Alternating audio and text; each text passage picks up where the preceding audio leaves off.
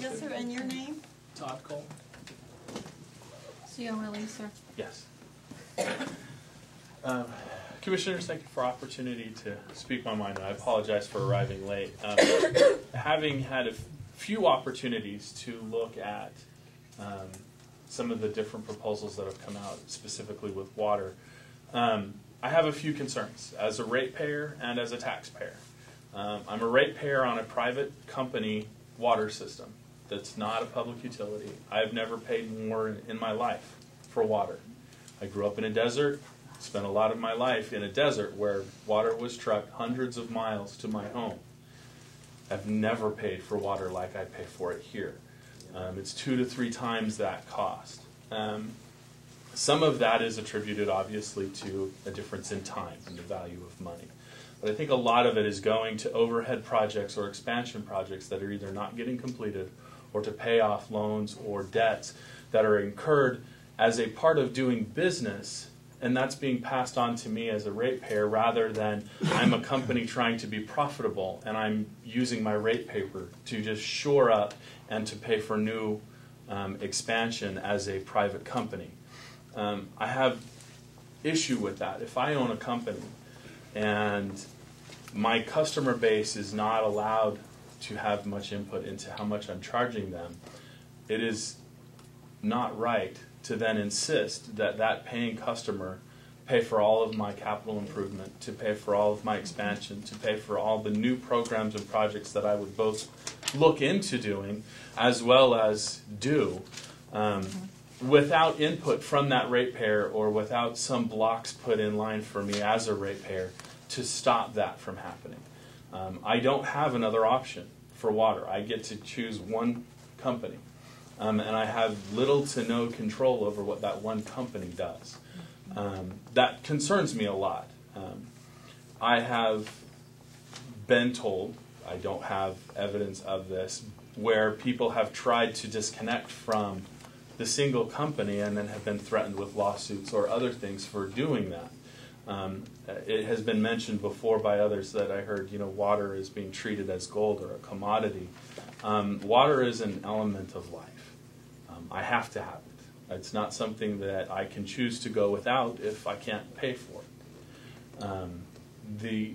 I'm asking the Commission to take an active role in protecting my money, my rates, my availability of water. And I am here in the Valley. I have not had water problems. I turn on the faucet, the water comes on, and I'm very grateful for that. But I'm paying 2 private companies for those services, and I'm paying hundreds of dollars a month for water and sewer to 2 different companies, and it's excessive. On another note, there's a program, an $18 million or so project to extend water to 350 properties as well as 400 and change undeveloped lots. This $18 million, there's a lot of paths that the company is, or companies that are trying to do this are trying to get to that. Most of those involved grants and loans, which at the end of the day is my money, because it's my tax money in a grant, it's my money out of a ratepayer pocket, it's my money out of tax money from the county. At the end of the day, neither the federal government or the county government generate revenue. So at the end of the day, me as a taxpayer are paying for all 3 of those revenue streams, whether or not it's through a grant as part of my taxes and things like that. I am vehemently opposed to spending $18 million to provide service for 700, 800 odd properties when I believe other options are available. I do not have the sense that those other options have been fully explored. I'm sure you've heard this evening a few different times. I just would like to add my voice to those to say I haven't seen evidence yet that all of the options that may be less expensive but not as glamorous, may be less expensive but not as convenient for some of the large property owners, that those ideas and options are not being explored. The fact that me as a ratepayer in the valley is being asked to fund an improvement and expansion of business in an area that I will see no profit or benefit fund, yet I'm being asked to build it and pay for it, is unacceptable to me. If I was going to receive any benefit, I won't. If I was going to receive any benefit from this expansion, my opposition would be different. But there is no benefit for me as a ratepayer. I'm just being asked to pay.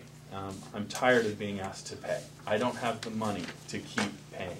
Eventually, I will have to move to somewhere I can afford to live. Thank you. Thank you. Bravo! Ms. Blake, would you like to make some comments? Barbara and I sort of divided up the species. We apologize for being late. We are victims of public transportation. Barb's train from D.C. was about an hour late. I So remember we those apologize days. for the late entry.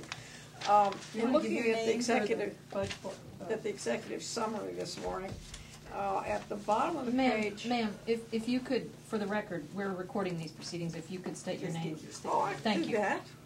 I'm Budge Blake from Bolivar, member of the Elks Run Study Group, Thank you. which has had a very busy 3 months. Nearly a full-time job. If you look at I don't see page numbers on this, but in the summary, the top of the page is project description. At the bottom of that page, it adverts to multiple alternatives are being considered. That caught me this morning, and when I was looking for the multiple alternatives, I discovered that the valley system, aka the Elks Run watershed, is alternative number 1. Now, if I understand it correctly, the PSD is out of it at this point?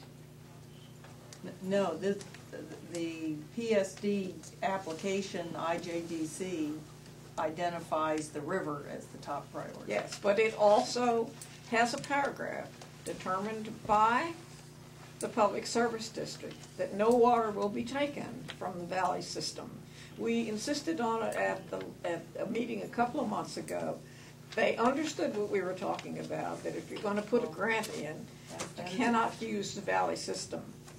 So we're asking that you take that under consideration. I'm not aware of what the relationship between the PSD and what you guys are doing is, but we would like in some way to persuade you to continue that language in this application. Thank you. Thank you very much. Okay, Jennifer. I actually signed up not to speak originally, but since listening, I've had a couple things I would Okay, like and to your say. name is? Kyle Hart. I'm on the first page. Okay, there you are, Kyle Hart. My name is Kyle Hart. I live in Ranson, and I noticed when I showed up, I was one of the youngest people here, and I was thinking about everything that's been said. I am young, and at this point, I actually can have the option to leave if something like this continues to the point where I can't continue to pay it. I know that some of the people in this room don't have that option, but the basic point is I can leave, and so can a lot of the younger people in here, and some people can't, but they're not going to be here forever, and if something like this happens and people don't come back in 10 years, there's not going to be anybody else here.